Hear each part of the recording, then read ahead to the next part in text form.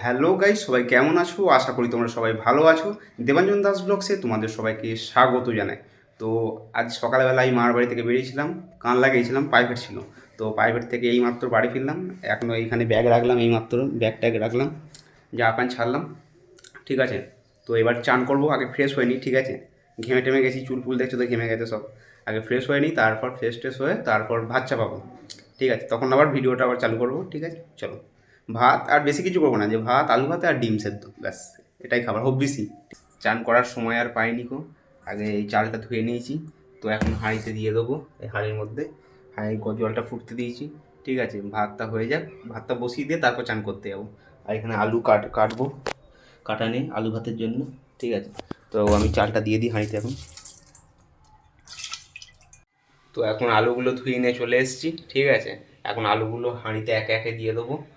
আর দুটো ডিম সেদ্ধ বসিয়ে দেবো, এই হাঁড়ির মধ্যে দিয়ে দেবো আর কি। এখন আলুগুলো দিয়ে দিই আস্তে আস্তে। ব্যাস, ঢাকাটা দিয়ে দেবো খালি।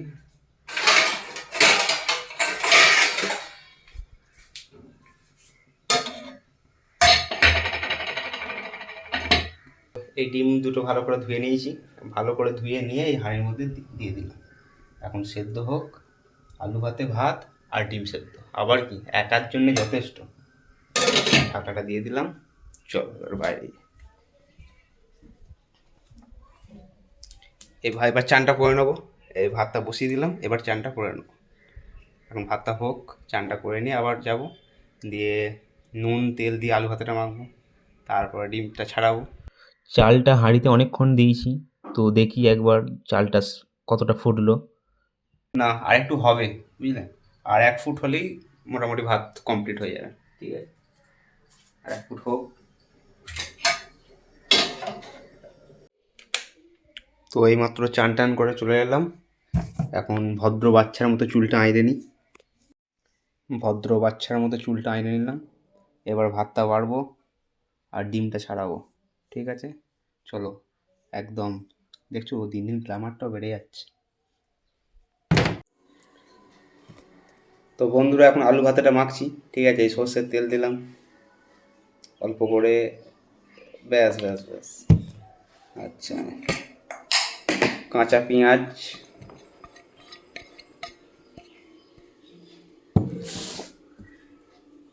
ব্যাস। এটাই চটকে আগে মাখি ভালো করে।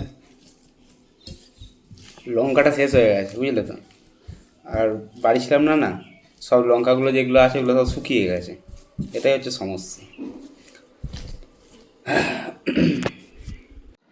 তো এখন খেতে বসে পড়েছি। এই যে ভাতটা ঘি দিয়েছিলাম, ঘিটা দিয়ে একটু মাখিয়ে নিলাম। আর এই যে আলু ভাতে, এই যে, চলো যাই।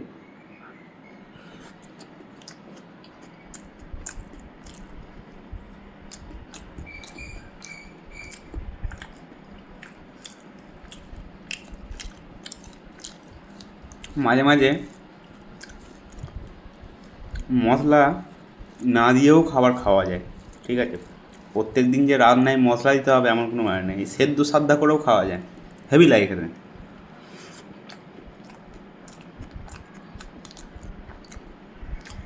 তরকারি নাই বা হলো একদিন, কী আছে? হুম, এইরকম ভাতই ভাল লাগে, তরকারি ছাড়া।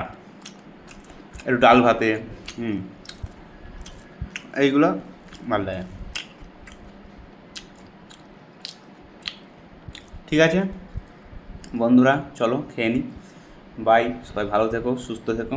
দেখা হচ্ছে আবার পরের ব্লগে। টাটা।